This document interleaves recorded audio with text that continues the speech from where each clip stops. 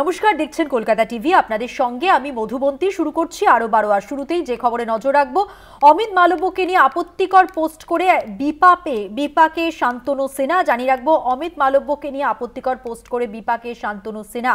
ফৌজদারি মামলা থেকে অব্যাহতির আবেদন শান্তনুর। অমিত মালব্যকে নিয়ে সোশ্যাল মিডিয়ায় আপত্তিকর পোস্ট। সর্বভারতীয় নেতা অমিত মালব্য এই মামলাতে ফৌজদারি মামলা থেকে অব্যাহতির আবেদন তাকে জানানো হয়েছে। আরও একবার জানিয়ে রাখবো, অমিত মালব্যকে নিয়ে আপত্তিকর পোস্ট করে বিপাকে শান্তনু সিনহা।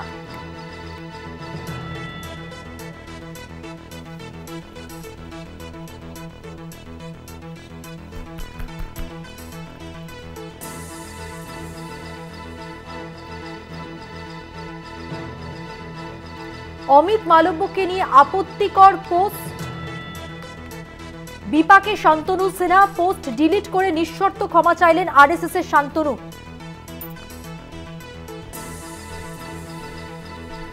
মালব্যর বিরুদ্ধে আপত্তিকর পোস্ট করে বিপাকে শান্তনু সিনহা। শুধু ক্ষমা চাইলে হবে না, ফৌজদারি মামলা থেকে অব্যাহতির আবেদন জানিয়েছেন শান্তনু। কিন্তু অমিত মালব্যকে নিয়ে সোশ্যাল মিডিয়ায় আপত্তিকর পোস্ট করেন শান্তনু সিনহা। পোস্টের প্রেক্ষিতে মামলা করেন বিজেপির আইটি সেলের সর্বভারতীয় নেতা অমিত মালব্য।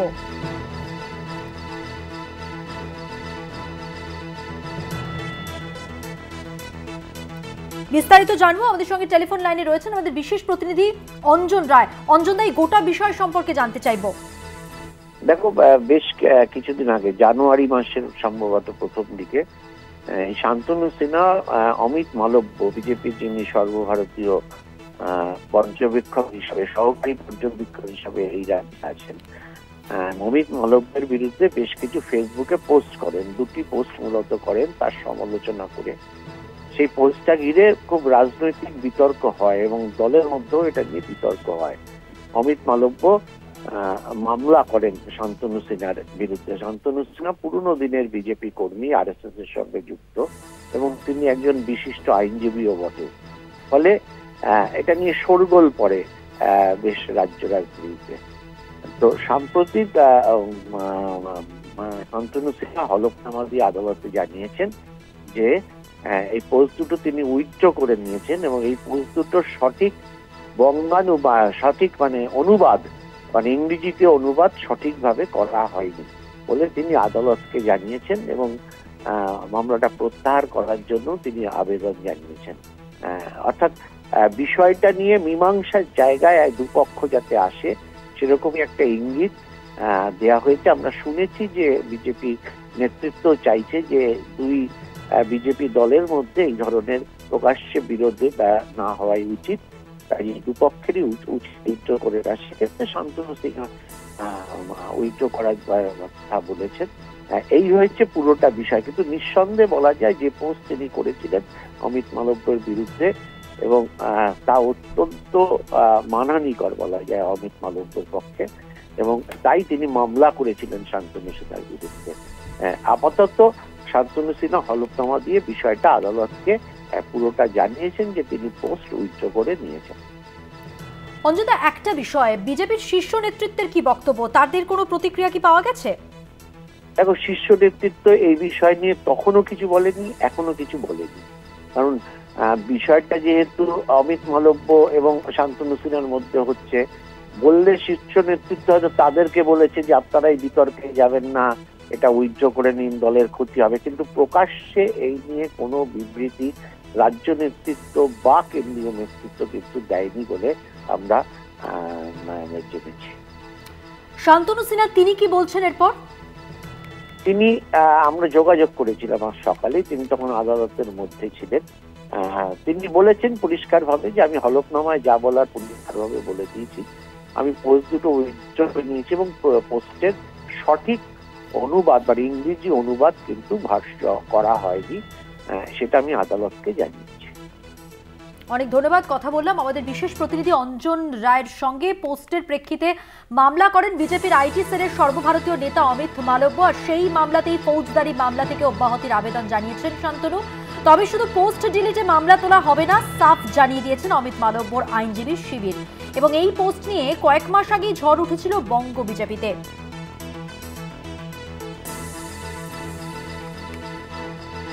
ক্ষমা চেয়েও রেহাই মিলবে না আরএসএস কর্মী। অমিত মালব্যর আইনজীবীরা বলে দিয়েছেন এই পোস্ট নিয়ে ঝড় উঠেছে, শুধু পোস্ট ডিলিটে মামলা তোলা হবে না।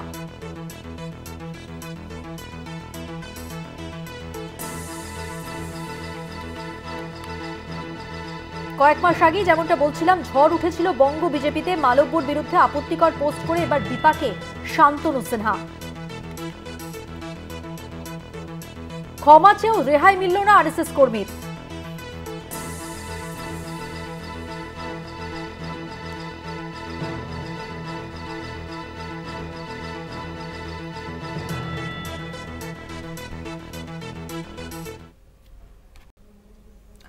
এখন যে খবরে নজর রাখবো, ধনধান্য অডিটোরিয়ামে মুখ্যমন্ত্রী মমতা বন্দ্যোপাধ্যায়ের সঙ্গে পূর্ব ঘোষিত একটি বৈঠক, যা চিকিৎসকদের সঙ্গে তার এই বৈঠক, এবং ধনধান্য স্টেডিয়ামে বৈঠক হবে। সরকারি হাসপাতালের কর্তা ব্যক্তিরা থাকছেন, এছাড়া বেসরকারি হাসপাতালের যারা পরিচালক রয়েছেন, চিকিৎসক রয়েছেন, তারাও থাকবেন। রাজ্যের চিকিৎসা পরিষেবায় ডাক্তারদের ক্ষোভ অভিযোগ সরাসরি জানাতেই এই উদ্যোগ মুখ্যমন্ত্রীর। ইতিমধ্যেই সেখানে পৌঁছে গেছেন, ধনধান্য স্টেডিয়ামে পৌঁছে গেছেন মুখ্যমন্ত্রী মমতা বন্দ্যোপাধ্যায়।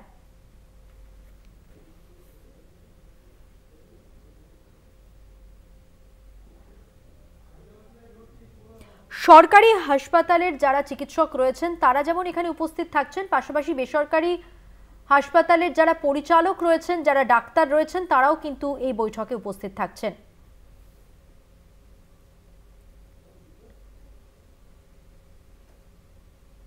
এই বৈঠক শুরু হতে আর কিছুক্ষণের অপেক্ষা। মুখ্যমন্ত্রী মমতা বন্দ্যোপাধ্যায় ইতিমধ্যেই পৌঁছে গেছেন ধনধান্য অডিটোরিয়ামে।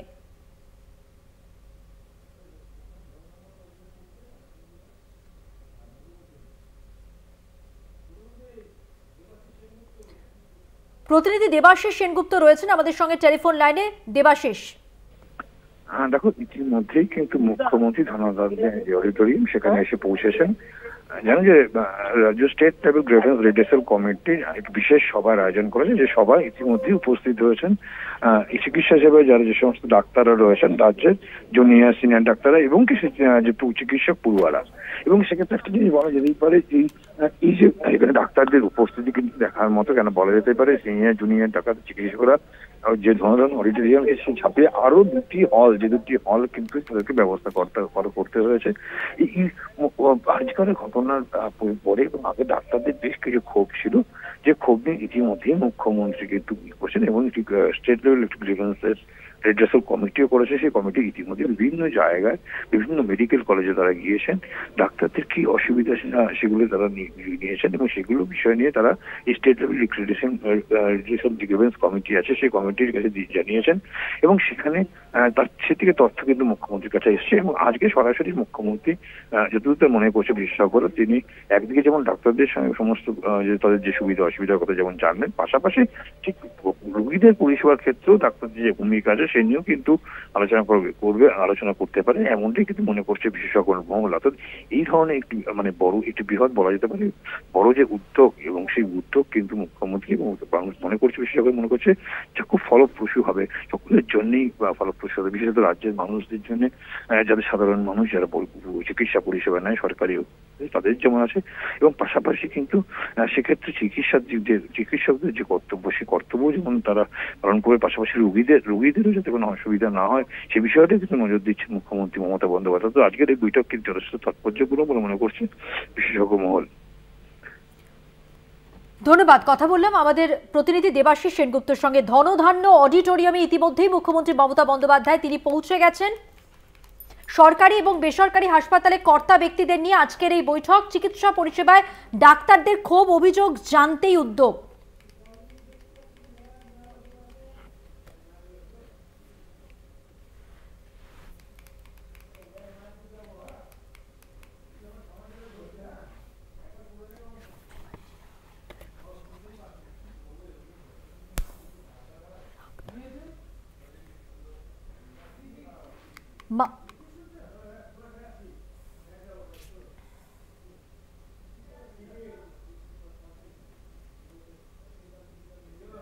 চোখ রাখবো পরের খবরে। মাঙ্গলিক অনুষ্ঠানের মাধ্যমে সূচনা মায়াপুর দোল উৎসব 2025-এর। ইস্কন প্রধান কেন্দ্র শ্রীধাম মায়াপুরে শ্রী চৈতন্য মহাপ্রভুর 539তম শুভ আবির্ভাব উপলক্ষে ইতিমধ্যেই শুরু হয়েছে বিভিন্ন অনুষ্ঠান। আলোকমালায় সেজে উঠেছে ইসকন মন্দির চত্বর। ইসকনের সূত্রে খবর ৩৫ দিন ব্যাপী বিভিন্ন অনুষ্ঠানাদির আয়োজন করা হয়েছে, যার সমাপ্তি হবে ১৬ই মার্চ, যার মধ্যে বিশেষভাবে উল্লেখযোগ্য বিশ্ব বৈষ্ণব সম্মেলন, নবদ্বীপ পরিক্রমা, বিশ্ব শান্তি যজ্ঞ, নৌকা বিহার এবং বিভিন্ন ভাষায় ভগবত পাঠ। রয়েছে জাতি ধর্ম বর্ণ নির্বিশেষে প্রবেশাধিকার ও বিনামূল্যে প্রসাদ বিতরণ।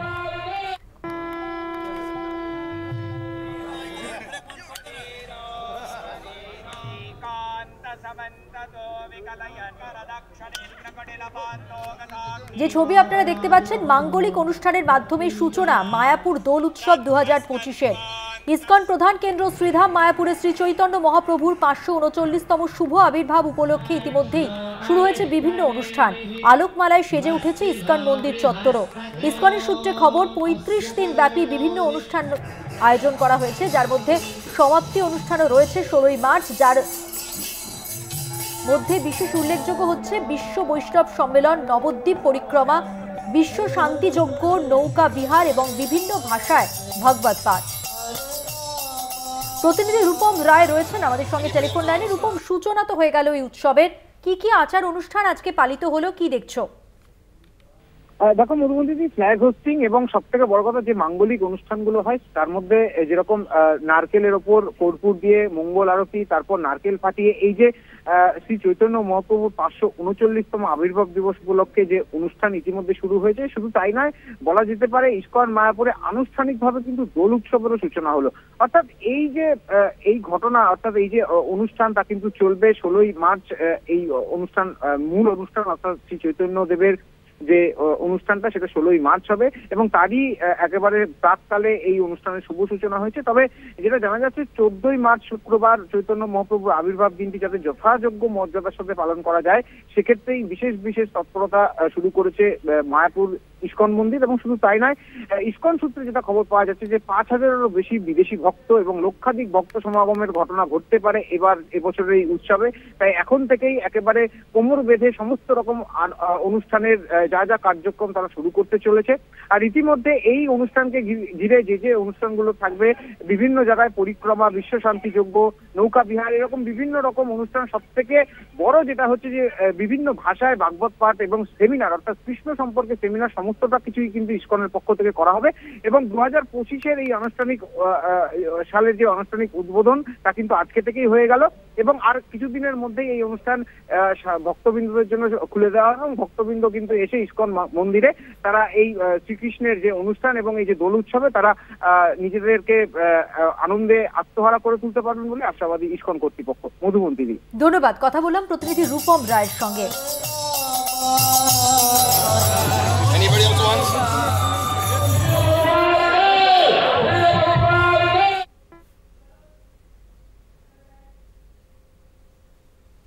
মেদিনীপুর পিপলস ব্যাংক পরিচালন কমিটির নির্বাচন, মনোনয়নপত্র তোলাকে ঘিরে উত্তেজনা। বহিরাগতদের নিয়ে মনোনয়নপত্র তুলতে বাধা দিচ্ছে তৃণমূল, অভিযোগ সিপিএম এর পার্টি অফিসে তালা দেওয়ার অভিযোগ। মেদিনীপুর পিপলস ব্যাংক পরিচালন কমিটির নির্বাচন, সিপিএম এর পার্টি অফিসে তালা দেওয়ার অভিযোগ উঠেছে। মনোনয়নপত্র তোলাকে ঘিরে এই উত্তেজনার ঘটনা।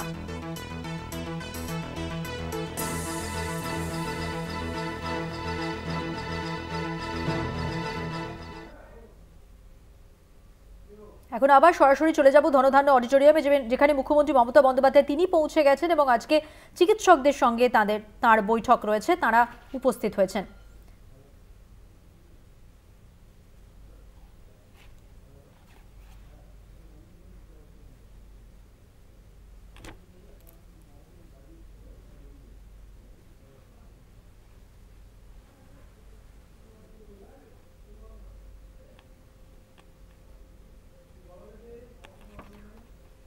চিকিৎসকদের সঙ্গে বৈঠকে মুখ্যমন্ত্রী মমতা বন্দ্যোপাধ্যায় সরকারি এবং বেসরকারি হাসপাতালের যারা শীর্ষ ব্যক্তিত্বরা রয়েছেন তাদের নিয়ে এই বৈঠক। চিকিৎসকরাও এখানে উপস্থিত, পরিচালন কমিটির যারা সদস্য তারা উপস্থিত, সরকারি এবং বেসরকারি হাসপাতালের কর্তা ব্যক্তিদের নিয়ে বৈঠকে মুখ্যমন্ত্রী মমতা বন্দ্যোপাধ্যায়। চিকিৎসা পরিষেবায় ডাক্তারদের যে ক্ষোভ রয়েছে, যে অভিযোগ রয়েছে তা জানতেই এই উদ্যোগ।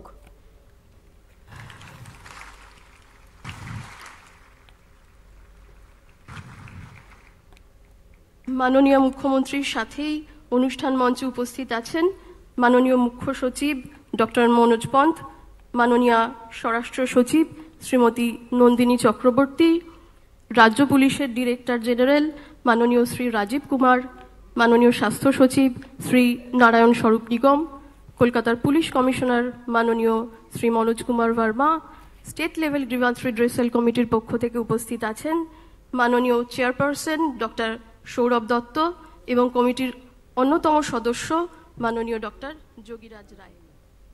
আমরা মাননীয় চোখ রাখবো পরের খবরে। শুরু হতে চলেছে দিল্লি বিধানসভা অধিবেশন। অধ্যক্ষ নির্বাচিত হতে পারেন বিজেপি বিধায়ক বিজেন্দ্র গুপ্তা। বিধায়কদের শপথ বাক্য পাঠ করাবেন প্রোটেম স্পিকার অরবিন্দ সিং লাভলি। অধিবেশনে যোগ ভাষণ দেবেন এবং লেফটেন্যান্ট গভর্নর VK সাক্সেনা রয়েছেন। অধ্যক্ষ নির্বাচিত হতে পারেন বিজেপি বিধায়ক বিজেন্দ্র গুপ্তা।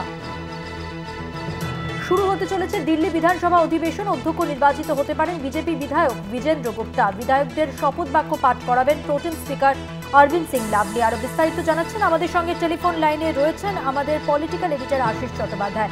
আশিস দা, কি জানা যাচ্ছে এ বিষয়ে?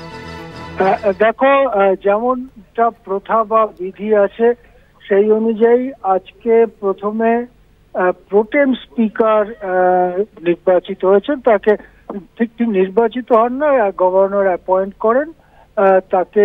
গভর্নর, এক্ষেত্রে লেফটেন্যান্ট গভর্নর শপথ বাক্য পাঠ করিয়েছেন এবং প্রোটেম স্পিকার তিনি সমস্ত বিধায়কদের বিধায়ক হিসেবে শপথ বাক্য পাঠ করাবেন।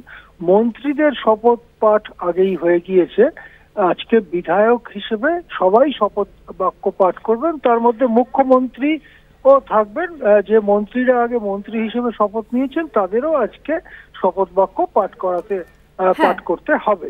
সবার শপথ বাক্য পাঠ হওয়ার পরে বিধানসভার অধিবেশন শুরু হবে। সেখানে একটু বিরত করছি আপনাকে জানিয়ে রাখি, ধনধান্য অডিটোরিয়ামে মুখ্যমন্ত্রী মমতা বন্দ্যোপাধ্যায় কি বলছেন তাও আমরা শুনে নেব। আপাতত আপনাকে ধন্যবাদ। কথা বললাম আমাদের পলিটিক্যাল এডিটর আশিস চট্টোপাধ্যায়ের সঙ্গে। এখন সরাসরি চলে যাব ধনধান্য অডিটোরিয়ামে।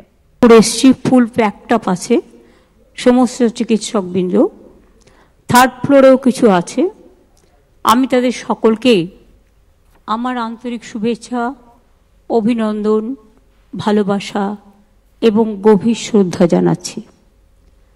আমি প্রথমেই বলি, আমার যে বোনটি মারা গিয়েছে সেই শোকসন্তপ্ত পরিবারকে আমি আমার সমবেদনা জানাই এবং আমরা নিশ্চয়ই তার ব্যাপারে উপযুক্ত শাস্তি দাবি করি। আপনারা নিজেও জানেন, আমি নিজেও রাস্তায় হেঁটেছি এর জন্য, এবং আমাদের সরকার একটা অপরাজিতা বিলও পাশ করেছে, সেটা পড়ে আসি। এইসব ঘটনা যাতে না ঘটতে পারে আমি আমার ভাইদের ওপর দায়িত্ব দিচ্ছি। আপনারা আমাদের বোনেদের রক্ষা করুন, আপনারাই পারেন। আজকাল তো ছেলেদের মেয়েদের মধ্যে কোনো প্রভেদ নেই। ছেলেরা মেয়েরা এত বন্ধুত্বপূর্ণ সমাবেশে তারা বন্ধুর মতো আচরণ করেন, ব্যবহার করেন, একসাথে থাকেন, একসাথে খান দান, একসাথে প্র্যাকটিস করেন। তাদের বাদ দিয়ে কোনো কিছু হয় না। আগের যুগে এটা ভাবা যেত না, কিন্তু আজকের যুগে এটার একটা প্লাস পয়েন্ট আছে। সবাই সবার ব্যথা, দুঃখ, বেদনাটা গভীরভাবে উপলব্ধি করেন। কাজেই সরকারি ব্যবস্থা হিসেবে নিশ্চয়ই করবে, কিন্তু আমি মনে করি আপনারা যারা গ্রাসরুটে আছেন, বিভিন্ন ইনস্টিটিউশনে আছেন, এটা আপনারাই আরও ভালো করে করতে পারেন। এটা আপনাদের পালঙ্কে আর একটা মুকুট জুটবে যদি বোনেদের বিপদে ভাইয়েরা আপনারা এগিয়ে আসেন এবং বোনেরাও ভাইদের প্রোটেক্ট করেন, দুটোই। আজকের যে সভা তারা অর্গানাইজ করেছেন সৌরভ যোগীরা মিলে, আমাদের গ্রিভ্যান্সেস সেল, রিড্রেসাল গ্রিভ্যান্সেস সেল, তারা অনেক জেলায় জেলায়ও ঘুরেছেন এবং তারা রীতিমতো চিফ সেক্রেটারি মনোজ পন্থ এখানে আছেন, হোম সেক্রেটারি আমাদের নন্দিনী আছে, হেলথ সেক্রেটারি আমাদের নারায়ণও আছে, ডিজি পুলিশ রাজীব কুমার আছেন এবং কলকাতা পুলিশ কমিশনার মনোজ ভার্মাও আছেন, সাথে আরও অনেক অফিসাররাও আছেন। আমি আপনাদের সকলকে, জুনিয়র সিনিয়র সকল চিকিৎসকদের আমি আপনাদের সরকারি বেসরকারি যারা উপস্থিত হয়েছেন আপনাদের সকলকে অনেক অভিনন্দন জানাচ্ছি। স্বাস্থ্যের আর এক নাম সেবা, তার কারণ যখন মানুষ বিপদে পড়ে তখন আপনাদের কাছেই ছুটে যান, আর্তনাদ করেন, পরিবার পরিজন অপেক্ষা করেন। আপনাদের একটু ভালোবাসার ছোঁয়া পেলে তারা অনেকটাই নিজেদের ধন্য মনে করে। হয়তো সব কেস বাঁচানো সম্ভব নয়, কিন্তু যদি একটু ভালো ব্যবহার পায়, একটু ভালো চিকিৎসা পায়, অন্তত দেখে চিকিৎসকরা চেষ্টা করেছেন, তাতেই তারা কিন্তু অনেকটা খুশি হয়ে যান। আর একজন চিকিৎসক যখন একজন রোগীকে সেবা করে ভালো করে দেয়, সে যখন বাড়িতে ফিরে যায় সে নিজেকে খুব গর্ব অনুভব করে এবং তার পরিবার তাদের অনেক আশীর্বাদ দেয়, সমাজও দেয়। আমি মনে করি মানুষের কাছে আপনাদের জীবনের প্রভাব অত্যন্ত গরিব। I salute to all of you and your family members and your fraternity. আমার মনে হয় চিকিৎসক মানে সেবা, নিষ্ঠা, জ্ঞান, দক্ষতা, উদারতা, মানবতা, সংবেদনশীলতা, সমবেদনা এবং ধৈর্য। আজকের দিনে অনেক সোশ্যাল নেটওয়ার্কে হাজারটা ভালো কাজ করুন, বেরোবে না। একটা খারাপ কাজ হলে সেটা নিয়ে এমনভাবে সেটাকে প্রচার করা হয় যেন স্বাস্থ্য সমাজে কেউই কাজ করছে না, কোনো চিকিৎসকই পরিষেবা দিচ্ছে না, এইরকম একটা ব্যাপারও করে ফেলা হয়। এটা ঠিক নয়। আমি বামফ্রন্ট সরকারের আমলে দেখেছি তারা চিকিৎসা ব্যবস্থাটাকে অবহেলা করতেন। আমি কেন বলছি তার প্রমাণ হচ্ছে, একজন রাজ্যমন্ত্রী স্বাস্থ্য দপ্তর চালাতেন, তার কিছুই করার ছিল না, কোনো রকম চলতো টিমটিমিয়ে স্বাস্থ্য ব্যবস্থা। আমি কেন নিজের কাছে স্বাস্থ্য দপ্তর রেখেছিলাম তার একটাই কারণ,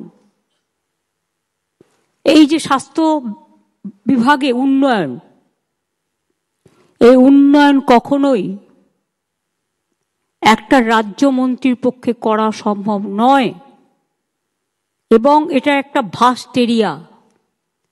টোটালটা নজর রাখা, টোটালটা দেখা, এবং আপনারা নিজেও জানেন আজকাল কত ফেক ভিডিও যেমন বেরিয়েছে, ফেক মেডিসিনও বেরিয়েছে, নানা রকম লোভ এত বেড়ে গেছে, একটা ভালো কাজকে খারাপ করে দিতে 1 সেকেন্ড লাগে। অপপ্রচারটা এত বেশি আজকের দিনে হয়। আগে তো সোশ্যাল নেটওয়ার্কটা ছিল না। সোশ্যাল নেটওয়ার্কের প্লাস দিকটাও যেমন আছে, মাইনাস দিকটাও আছে। কাজেই এটা সামলানো, যদি ডক্টরস কমিউনিটি এক হয়, রাজনীতির ঊর্ধ্বে ওঠে। কারণ আপনাদের রাজনীতি নেই, আপনাদের রং রাজনীতির রং নয়, আপনাদের রং একটাই, সে রংটা হচ্ছে মানবতার এবং সেবার। এবং আমরা মনে করি আমরা আসার পর আপনারা ছিলেন বলেই, এটা আপনাদের কৃতিত্ব, আমার নয়, আমাদের নয়। বিনামূল্যে রোগ নির্ণয়, চিকিৎসা, সরকারি হাসপাতালে বিনা পয়সায় চিকিৎসার ব্যবস্থা করা হয়েছে। আমি প্রথমে এসেই ভাবছিলাম, আগে যেতাম পিজি হসপিটালে, ছোট্ট ছোট্ট গেট, একটা দুর্ঘটনা ঘটে গেলে বেরোবার জায়গা পর্যন্ত নেই। আমি শম্ভুনাথ হসপিটালে গিয়েও দেখেছি তাই, মেডিকেল কলেজে গিয়েও দেখেছি তাই, অনেক জায়গায় গিয়ে এই অভিজ্ঞতা আমার হয়েছে। তখনই সঙ্গে সঙ্গে আমরা সিদ্ধান্ত নিই, হাসপাতালের গেটগুলো আগে বড় করো, হসপিটালগুলো রং করো, হসপিটালগুলো নাইট শেল্টার করো। এগুলো করার প্রয়োজন আছে, কারণ আমরা সবাই জানি আগে দৃষ্টি সুন্দরী, তারপরে গুণ বিচারী। অর্থাৎ আগে দেখতে হবে আপনাকে, যেটা আমি বলছিলাম, ব্যবহার সুন্দরী, তারপরে গুণবিচারী, অটোমেটিক। বিশ্বাস করুন, একটা ছোট্ট ঘটনা আপনাদের বলছি। মণিময় এখানে আছে, আমি দেখছি, মুকুলবাবুরাও আছেন, অনেকেই আছেন আমার পরিচিত।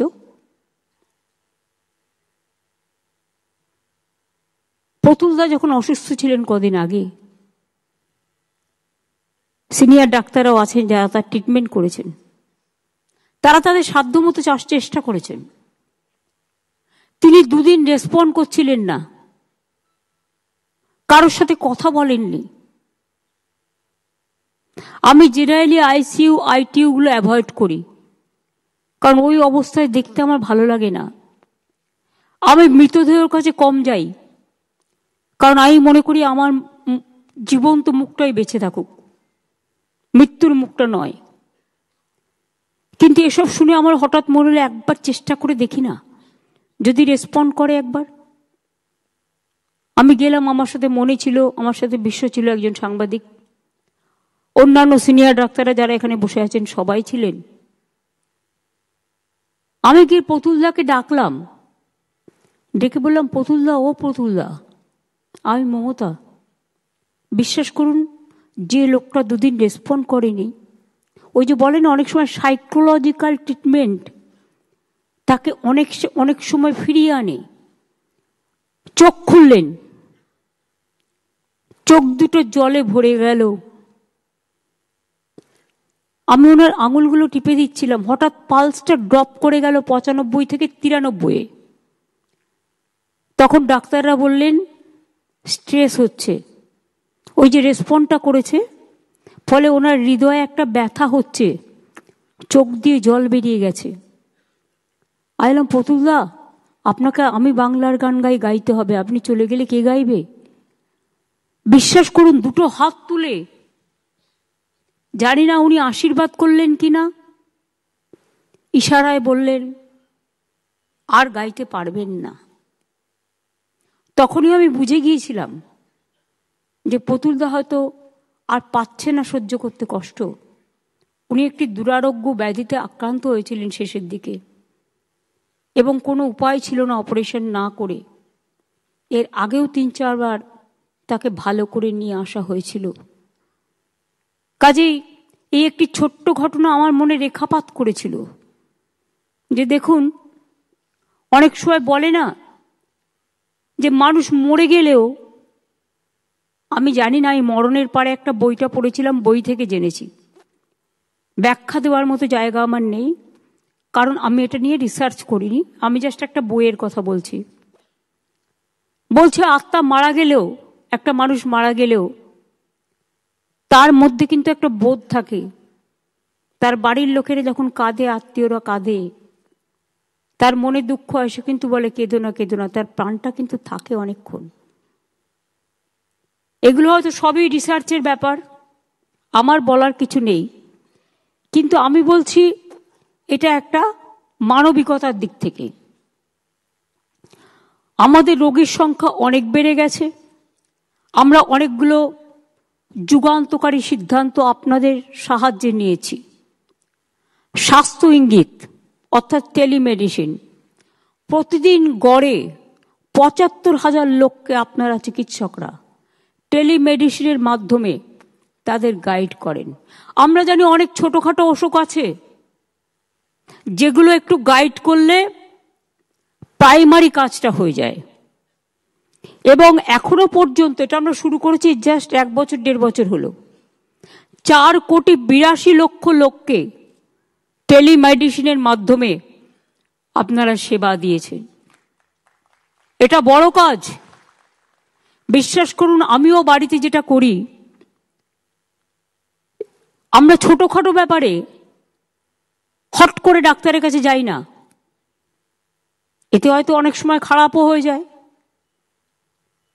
কিন্তু আজকাল জেনারেল নলেজে চট করে একটা কিছু হলে লোকে চেষ্টা করে তার বাড়িতেই ট্রিটমেন্টটা করে নেওয়ার, ছোটখাটো ট্রিটমেন্ট যেটা পারা যায়। স্বাস্থ্যসাথীর সাফল্য আপনাদের বিরাট অবদান আছে, আপনাদের অনেক অভিনন্দন জানাই। প্রায় 9 কোটি মানুষের পরিষেবায় এসছেন। তাছাড়াও বেসরকারি হাসপাতালেও অনেক হাসপাতালে স্বাস্থ্যসেবার সুযোগ আছে। আমাদের আমলে দেশের সেরা পাবলিক ইনফ্রাস্ট্রাকচার হেলথের এখন বাংলায়। সরকারি বেসরকারি মিলিয়ে প্রায় 38টি মেডিকেল কলেজ, 42টি সুপার স্পেশালিটি হসপিটাল। আমি আসার পরেই এটা প্ল্যান করেছিলাম। 13,500টির বেশি সুস্বাস্থ্য কেন্দ্র হয়েছে, আরও আগামী দিন 12,000 হবে। 71টি এসএনসিইউ, যেটা মাত্র 6টা ছিল আমরা যখন এসেছিলাম। 286টি এসএনএসইউ, এটা সবটাই নতুন করে করা হয়েছে। 76টি সিসিইউ, গ্রামে আগে জেলায় জেলায় এসডি মানে সাব ডিভিশনে বা ডিস্ট্রিক্ট হসপিটালে ছিল না। 76টি সিসিইউ, 3টি এইচডিইউ, 14টি মাদার অ্যান্ড চাইল্ড হাব, 13টি mother and waiting hut, cord blood bank, human milk bank, সবগুলোই করা হয়েছে। এবং সরকারি হাসপাতালে প্রায় 40,000 বেড ইতিমধ্যেই বেড়েছে, কিন্তু আরও প্রয়োজন হয়। যখন কোভিড হয়েছে, সরকারের সাথে সাথে বেসরকারি হাসপাতালগুলোও আমাদের সাহায্য করেছে, কিন্তু সেই সময়কার ডাক্তারদের যে অবদান, সিস্টারদের যে অবদান, আমরা সেটা কখনো অস্বীকার করতে পারিনি। এবং আপনারা জানেন, আপনাদের সাথে কাঁধে কাঁধ মিলিয়ে কোভিডে প্রতিটি দিন আমি রাস্তায় বেরোতাম। আমাকে অনেকে বলতো, তুমি রাস্তায় কেন যাচ্ছ? আমি গিয়ে গিয়ে রাস্তার মোড়ে মোড়ে মাইক নিয়ে বলতাম, আপনারা প্লিজ ঘরে যান, আপনারা বেরোবেন না, মেশামেশি বন্ধ করুন, বাড়ি থেকে অর্ডার করুন। যার বাড়িতে কেউ নেই, পুলিশ গিয়ে খাবার দিয়ে আসতো। অনেক চিকিৎসক সেই সময় মারা গেছেন, অনেক পুলিশ কর্মী মারা গেছেন, অনেক সরকারি কর্মী মারা গেছেন। আমার নিজের ভাইও মারা গেছে কোভিডে। আমার নিজের একজন বিশ্বস্ত সৈনিক আমার অফিসে কাজ করতেন দীর্ঘদিন, 40 বছর, তিনিও মারা গেছেন। কাজে কোভিড কিন্তু আমাদের সব পরিবারকেই আক্রান্ত করে গেছে, সে দুঃখ আমরা ভুলতে পারি না। আমাদের আমলে নতুন করে, আপনারা জানেন তো, ডাক্তারের কোটা না দিলে আমরা করতে পারি না। প্রাইভেট হসপিটালগুলো সেজন্য বাড়ানো হয়েছে। 14,000 সরকারি ডাক্তার আমরা নতুন করে বাড়িয়েছি। 25,000-এর বেশি নার্স বাড়ানো হয়েছে। প্যারামেডিক্যাল স্টাফও 5,000 নিয়োগ করেছে। আরও ডাক্তার নার্স থাকলে হয়তো ভালো হতো। এই ইনফ্রাস্ট্রাকচারের ফলে রোগীর সংখ্যাও বেড়ে গেছে। শুধু আমাদের বাংলার নয়, আশেপাশের রাজ্যের এবং নর্থ ইস্টার্ন স্টেটেরও অনেক পেশেন্ট আমাদের এখানে সেবা করতে আসে। এটা একটা বিরাট প্রেশার। আমরা জেলা হসপিটালগুলোকে কেন বলি যে হঠাৎ করে রেফারেল করবেন না? কারণ যেটা প্রয়োজন সেটা করুন। কারণ কলকাতায় সামলানোটা ভীষণ হেডেক হয়ে যায়। এবং আমি এখনো বলছি যে আগের আমলে ডাক্তারি বা নার্সিংয়ের সিট এত কম ছিল যে নিয়োগ করার মতো কাউকে পাওয়া মুশকিল। আমরা রাজ্যে MBBS এর সিট বেড়েছে আমাদের প্রায় 4,345টি, নার্সিং সিট বেড়েছে 26,000। এবং পুরো ওয়ার্কফোর্সের প্রেশারটা আপনাদের সামলাতে হচ্ছে, যেহেতু রিক্রুটমেন্টটা থমকে আছে। আরও অনেক রিক্রুটমেন্ট হচ্ছে, অনেকগুলো নার্সিং স্কুল হয়েছে, নার্সিং সেন্টার হয়েছে। রিক্রুটমেন্টটা থমকে আছে কেন? OBC রিজার্ভেশন নিয়ে একটা কোর্টে কেস করেছে। কিছু দুষ্টু লোক আছে যারা কাজের কাজ করে না, অকাজের কাজ করে। একটা গিয়ে ঠুকে দিল আর ব্যাস ঠকঠকিয়ে বকবকিয়ে সেটা বন্ধ হয়ে গেল। এটা বোঝবার ক্ষমতা নেই যেটা করার ফলে আমার রিক্রুটমেন্ট কয়েক লক্ষ ছেলে মেয়ের আটকে আছে। একদিকে ডাক্তারিতে, একদিকে নার্সে, একদিকে টিচারে, একদিকে সরকারি কাজে, সরকারি চাকরির অনেক জায়গায় আটকে আছে। আমরা চেষ্টা করছি এই কেসটা ক্লিয়ার করার জন্য। কোর্টে কেস আছে। আমি আপনাদের কৃতিত্ব জানাচ্ছি। ডেঙ্গু, ম্যালেরিয়া, কালাজ্বর, যক্ষা এবং পোলিও ইঞ্জেকশন আপনারা যেভাবে দেন, বাংলা কিন্তু নাম্বার 1-এ আছে। আমরা আসার আগে একটা মাত্র পোলিও হয়েছিল হাওড়ায় জেলায়, সেই জন্য ইন্ডিয়া ব্ল্যাকলিস্টেড হয়ে গিয়েছিল। আমরা আসার পরে সেই জন্য মুয়াজ্জম ইমামদের নিয়ে মিটিং করি এবং তাদের বলি সামাজিক সচেতনতা আপনাদেরই বাড়াতে হবে, যাতে পোলিও সবাই নেয় তার ব্যবস্থা আপনাদের করতে হবে। আর আমাদের চিকিৎসকদের মাথা থেকে যে বুদ্ধিটা বেরিয়েছে, মাদার ওয়েটিং হার্ট, আমরা নিজেরা হোম ডেলিভারির, আমাদের কোনো কিছুরই ঠিক নেই, নিজেদের পস্তাতে হয় মাঝে মাঝে। কিন্তু এখনকার বাচ্চারা তো ইনস্টিটিউশন ডেলিভারি হচ্ছে, এক্স্যাক্ট ডেট পাচ্ছে, মা চিকিৎসা পাচ্ছে, শিশুরা চিকিৎসা পাচ্ছে। এবং মাদার হার্ট তো আপনারা জানেন যে হসপিটালের সাথে মাদার হার্ট তৈরি করা হয় ইন্টেরিয়ার অঞ্চলগুলোতে, প্রেগনেন্ট মাদারদের নিয়ে এসে রাখা হয়, যখন বাচ্চা হয় হসপিটালে সেটা নিয়ে গিয়ে সিজারিয়ান করা হয় এবং ইনস্টিটিউশন ডেলিভারি। সেই জন্য প্রায় 60% সম্ভবত সেখান থেকে বেড়ে আজকে 99% হয়েছে। এবং আমি মনে করি এটা 100% অ্যাচিভমেন্ট আমাদের করতে হবে। We have to do it.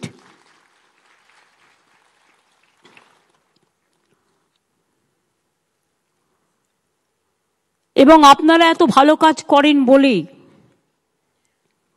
আপনারা হার্ট অপারেশন, আমাকে যে যতই বিদেশ দেখাক, আমি মনে করি আমার দেশে যা আছে, বাংলার যে মেধা আছে, বাংলার যে প্রতিভা আছে, বাংলার যে নলেজ আছে, বাংলার যে ইনফ্রাস্ট্রাকচার আছে, সেটা আমাদের থেকেই কিন্তু ওরা ধার নেয় এবং আমরা কখনো কখনো ধার নিই।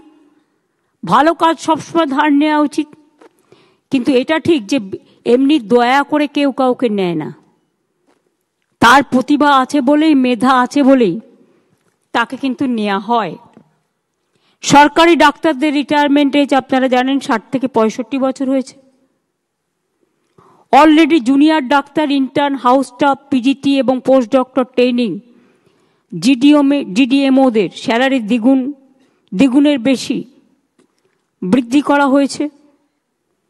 ডাক্তারদের জন্য আরজি কর, পিজি, মিদনাপুর মেডিকেল কলেজেও হস্টেল তৈরি করা হচ্ছে। লেডি ডাক্তারদের জন্য 150 কোটি টাকা দিয়ে 5টি হস্টেল তৈরি করা হচ্ছে। এছাড়াও কয়েকটা জায়গায় হস্টেলের অবস্থা খারাপ। আমি ন্যাশনাল রুরাল হেলথ মিশন থেকে হস্টেলগুলো বলবো করে দিতে। এবং প্রাইমারিতেও যারা রেসিডেন্সিয়াল ডক্টর থাকে বা বিএমওএইচরা থাকে, সেই সব হস্টেল, সেই সব জায়গাগুলো টেক ওভার করো এবং আস্তে আস্তে, এক ফেসে তো সব হতে পারে না। টাকা পয়সা অনেকটাই বন্ধ করে দেওয়া হয়েছে আমাদের। 1,75,000 কোটি টাকার উপর আমরা পাই আমাদের পাওনা টাকা, আর আমরা নতুন করে ট্যাক্স তুলতে পারি না, কারণ এখন একটাই ট্যাক্স, জিএসটি ট্যাক্স। এই ট্যাক্সটা তুলে সেন্ট্রাল আমাদের যেটা ভাগ দেওয়ার কথা সেটা কিন্তু আমাদের ভাগ দেয় না। তা সত্ত্বেও আমরা চেষ্টা করি করবার। আমাকে গ্রিভ্যান্সের সেল কয়েকটা সাজেশন দিয়েছেন। একটা হচ্ছে ইন্টিগ্রিটি অফ ইউনিভার্সিটি এক্সামিনেশন, এটা অলরেডি চালু হয়েছে এবং আমার মনে হয় এতে আপনাদের মর্যাদা বাড়বে, মর্যাদা কারো ক্ষুণ্ণ হবে না। আপনারা ভালো করে পড়াশোনা করে একদিন বিশ্বের মাঝারে সেরা ডাক্তার তৈরি হবেন এবং আমরা এটা চাই আপনারা আমাদের গর্ব, গর্বের বাংলা, গর্বের বিশ্ব বাংলায় পরিণত হোক। এটা আমি অলওয়েজ চাই, এটা আমার মনের স্বপ্ন, এটা আমরা কন্টিনিউ করব। আমি সব প্রপোজাল মানতে না পারলেও সিম্প্যাথি তো আমার নিশ্চয়ই আছে। একটা ওরা বলেছিল সিকিউরিটি রিলেটেড ইস্যু, এটা আমি রাজীব আছে, মনোজ আছে, কিছু এক্স সার্ভিসম্যানকেও নিয়ে নাও, কারণ আমরা যেহেতু রিক্রুটমেন্টটা এখন করতে পারছি না, আটকে আছে, থমকে আছে, তাদের দিয়েও আমরা অনেক জায়গায় কাজ করাতে পারি। এবং আমার মনে হয় যে এটা দেখা উচিত, যতটা সম্ভব পুলিশকে আরেকটু ভিজিল হতে হবে, মোবিলিটি বাড়াতে হবে। দরকার হলে মোবাইল ভ্যান বেশি করে বাড়িয়ে দাও। আগে পুলিশ 3-4 বার রাস্তায় টহল দিত, ইদানিং একটু দেখা গেছে ক্রাইম যারা করে cyber crime is a dangerous crime. তুমি মোবাইল দিয়ে ঘুরলে হবে না, তোমাকে স্পন্টেনাস বুদ্ধিটাকে কাজে লাগাতে হবে। You have to be very tactful, এবং তোমাকে পুলিশকে সাইবার ট্রেনিং দিতে হবে। আর সিভিককে 10% আমরা যাদের বলেছি কনস্টেবল করবো, রিজার্ভেশন করা হয়েছে না 20% এরকম কিছু একটা আছে, তাদের কিন্তু ট্রেনিং দিয়ে, they have to be trained. সুতরাং তাদের আমরা ট্রেনিং দিয়ে যদি হোমগার্ডে পরিণত করতে পারি, তবেই তারা কিন্তু ব্যাপারটা বুঝবে। এখন তাদের না আছে ইধার, না আছে উধার, তারা জানেই না তাদের কি কাজ করা উচিত। আমি অনেক সময় দেখি রাস্তা দিয়ে যাই, বিশ্বাস করুন আমি কখনো পুলিশকে বলি না আমার গাড়ি গেলে একটাও গাড়ি আটকাবে। আমি পছন্দ করি ট্রাফিক জ্যামে দাঁড়িয়ে থাকা।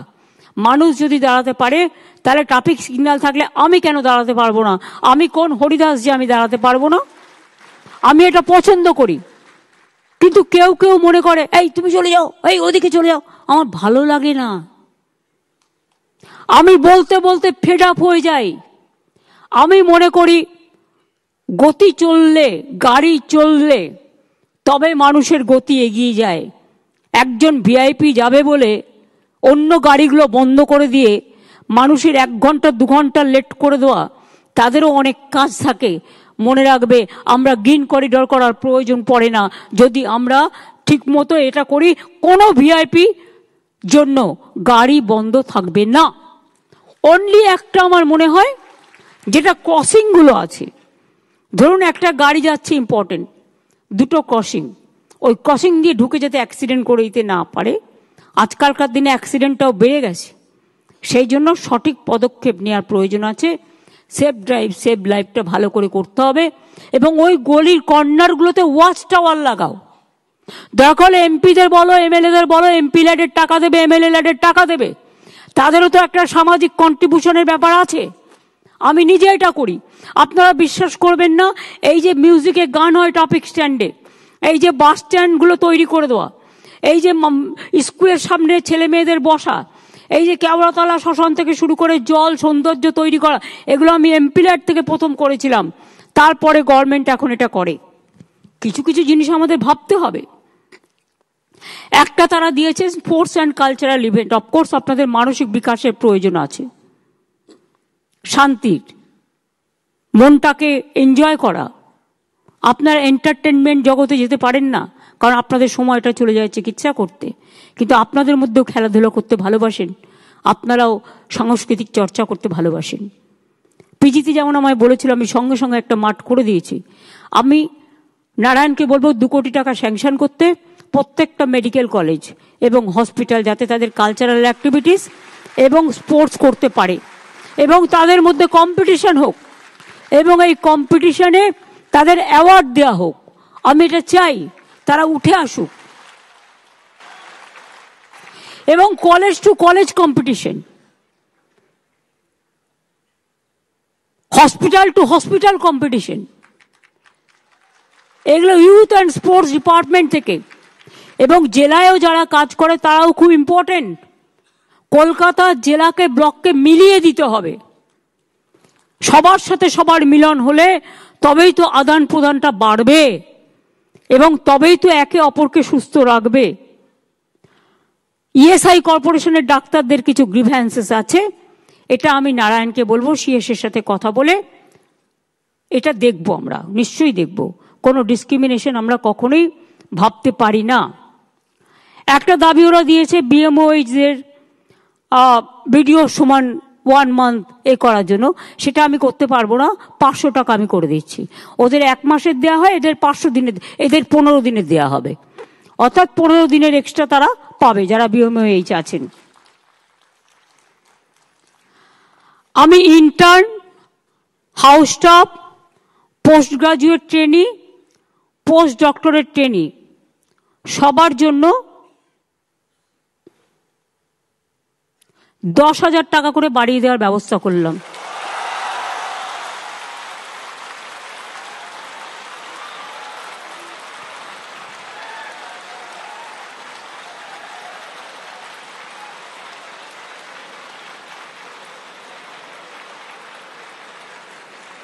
সিনিয়র ডাক্তাররা যেমন চিকিৎসা দেয় হাতে কলমে শেখান,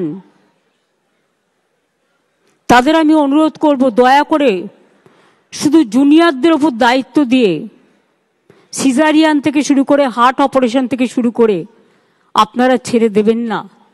আপনারা মিনিমাম 8 ঘন্টা সরকারি পরিষেবা দিন, তারপরে প্রাইভেট প্র্যাকটিস করুন, আমার আপত্তি নেই। আমি 20 কিলোমিটারটা 30 কিলোমিটার করে দিচ্ছি, কারণ কলকাতায় 30 কিলোমিটারের মধ্যে অনেক হসপিটাল আছে। করুন না, কে বারণ করেছে? কিন্তু 8 ঘন্টা সরকারি পরিষেবা দেওয়ার সময় প্লিজ দয়া করে যাবেন না। আপনার যদি কোনো আর্জেন্ট রোগী দেখার কাজ থাকে, তখন যদি কোনো অপারেশন করার থাকে সিরিয়াস, আপনি হসপিটালে ডেকে নিন না, কি অসুবিধা আছে? হসপিটালে একটু ইনফ্রাস্ট্রাকচার রেডি আছে। কিন্তু সরকারি পরিষেবাটার সময় প্লিজ দয়া করে আপনাদের কাছে আমরা কৃতজ্ঞ থাকব যদি এইটুকু সেবা দেন। মানুষ চিরকাল বাঁচে না, মানুষের কৃতিত্ব বাঁচে। মনে রাখবেন, একটা মানুষ একটা ডাক্তারকে বাড়ির লাউটা হলে দিয়ে যায়, বাড়ির কুমড়োটা হলে দিয়ে যায়। কেন দেয় জানেন? তারা আপনাদের ভগবান মনে করেন।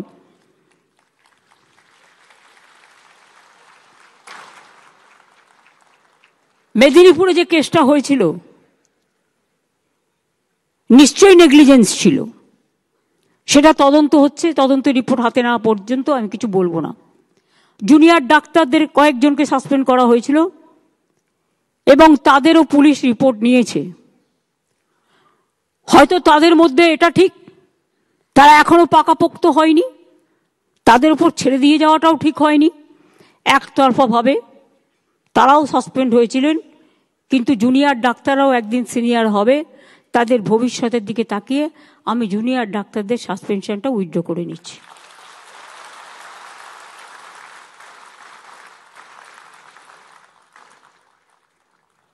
আমরা আগেও জুনিয়র এবং সিনিয়র রেসিডেন্ট যারা ছিল তাদের স্যালারি আমরা বাড়িয়েছিলাম, বাট আরও কিছু বাড়ানো দরকার। তাই আমরা সিদ্ধান্ত নিয়েছি সর্বস্তরের সিনিয়র রেসিডেন্টদের স্যালারি আমরা 15,000 টাকা করে বাড়িয়ে দেব। ফলে ডিপ্লোমাধারী সিনিয়র রেসিডেন্টদের স্যালারি বর্তমান 65,000 থেকে বেড়ে হবে 80,000। পোস্ট গ্র্যাজুয়েট সিনিয়র রেসিডেন্টদের স্যালারি বর্তমানে 70,000 থেকে বেড়ে হবে 85,000। আর পোস্ট ডক্টরেট সিনিয়র রেসিডেন্টদের স্যালারি বর্তমানে 75,000 থেকে বেড়ে হবে 1 লাখ।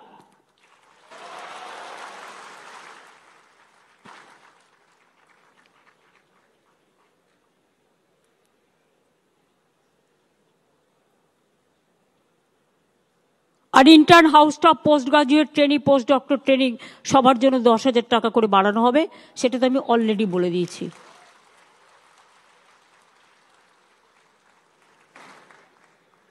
আর কিছু নেই তো পয়েন্ট। সাইডটা আমরা দেখে নেব।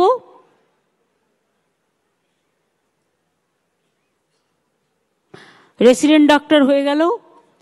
প্রাইভেট প্র্যাকটিশনাররা রিকোয়েস্ট করেছেন, তাদের বারবার 4টে জায়গায় ডাকে। আপনারা আপনাদের অ্যাডমিনিস্ট্রেটিভ অফিসারদের পাঠান না, তাহলেই তো হয়ে যায়। দেখুন, এগুলো তো আইনত সংস্থা, এগুলো সেন্ট্রালের রুলও থাকে। এটা হয়তো আমার হাতে সবটা নেই। আপনারা আপনাদের অ্যাডমিনিস্ট্রেটিভ অফিসারকে পাঠান। আমাদের হাইকোর্ট প্রতিদিন নয় সিএসকে ডাকে, নয় হোম সেক্রেটারিকে ডাকে, নয় পুলিশ কমিশনারকে ডাকে, নয় ডিজিকে ডাকে। এইসব পোস্টগুলো যারা কাজ করেন তাদের প্রবলেম হয় যেতে, কাজ ছেড়ে যেতে। আমরা সেখানে আমাদের আইনজীবীদের পাঠাতে পারি, আমরা আমাদের অফিসারদের পাঠাতে পারি। সেইটা আপনারা দেখে নিন। সেটা একটা যদি প্যাচ আপ করে প্ল্যান করে করা যায়, যে সিও যাক বা এমডি যাক বা তাদের কোনো যে পার্সোনাল অফিসার আছে তিনি যাক, সেটা হসপিটাল অথরিটি ঠিক করবে।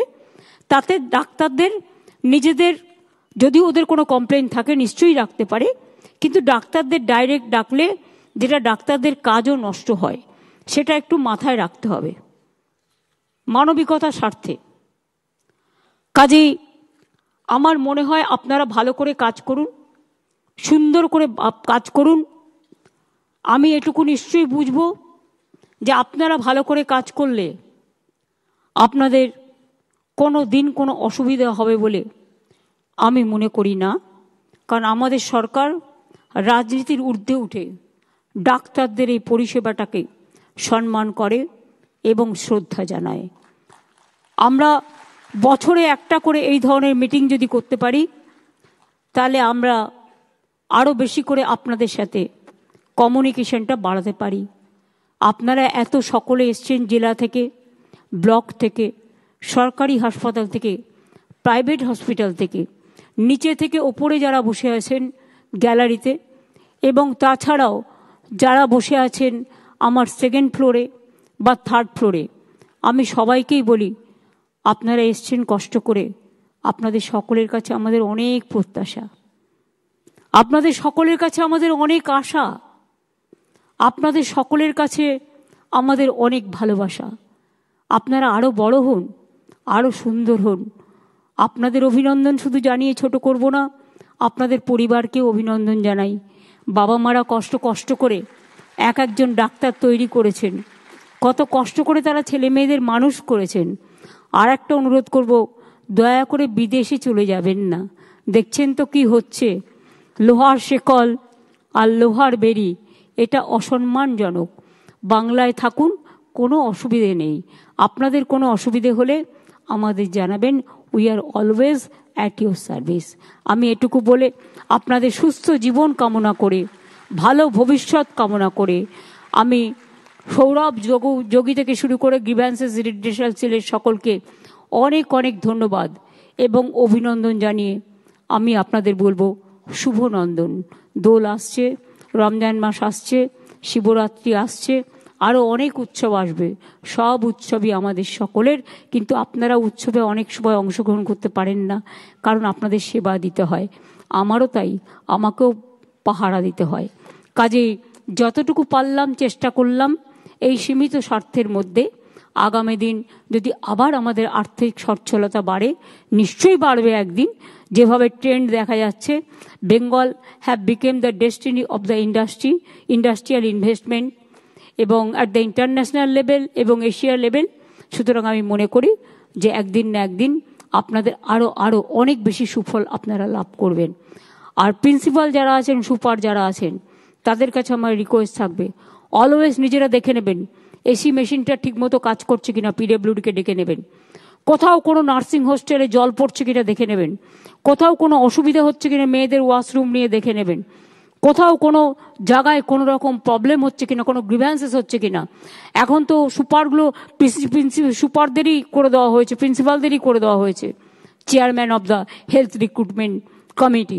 সুতরাং আপনাদের যা গ্রিভ্যান্সেস প্রিন্সিপালদের এসে বলবেন, এবং তাতে যদি কোনো অসুবিধা হয়, সিএস তো আছেনই, আপনারা আপনাদের অভিযোগ আপনারা জানাতে পারেন, নারায়ণকেও জানাতে পারেন এবং সিএসকেও জানাতে পারেন।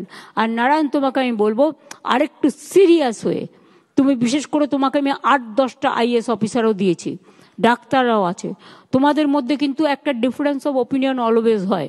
তোমরা নিজেদের যোগাযোগটা আরেকটু বৃদ্ধি করে, সুন্দর করে তোমরা ভালো করে কাজ করো। অনেক কাজ হয়েছে স্বাস্থ্যে, কিন্তু একটা দুটো কাজের জন্য কেউ আমাদের নামে বদনাম করে। আমার খুব খারাপ লেগেছিল যখন আমি দেখেছিলাম সুপ্রিম কোর্টে একজন, বলতেই পারেন তার নিজের কথা, তিনি বলেছিলেন বাংলায় হাসপাতালে নাকি একটু তুলোও পাওয়া যায় না। আমি খুব ব্যথিত হয়েছিলাম, তার কারণ সব কিছু আছে। আর একটা অনুরোধ করবো প্রিন্সিপাল সুপারদের এবং যারা অ্যাডমিনিস্ট্রেশনে আছেন, এক্সপায়ারি ওষুধ, এক্সপায়ারি স্যালাইন, সব কিছু expiry medicine stock taking always করবেন 3 মাস পর পর। কারণ এটা হতে পারে 3 মাসের মধ্যে আপনার এক্সপায়ারি এটা শেষ হয়ে যাচ্ছে। আগেকার দিনে এক্সপায়ারিটা অনেকে বুঝতেন না। আমার মজা লেগেছে শুনে, আমাদের একটা ছোট্ট বাচ্চা পরিবারের 4 বছর বয়স, জানেন, আমাকে এসে একটা জিনিস আমি ওকে দিয়েছি, মানে ও একটা লজেন্স খেতে ভালোবাসে, আমি দিয়েছি। আমাকে বলছে এক্সপায়ারি ডেটটা দেখে নাও তো। ওইটুকু বাচ্চা 4 বছরের আমাকে বলছে এক্সপায়ারি ডেটটা দেখেছ? আমি বুঝলাম তার মানে আজকে বাচ্চারা কত সচেতন হয়ে গেছে। কাজেই সবাইকে অনেক ধন্যবাদ। ভালো থাকুন, সুন্দর থাকুন, সুস্থ থাকুন। থ্যাংক ইউ ভেরি মাচ আমাকে ডাকার জন্য। অনেক অনেক ধন্যবাদ সকলকে।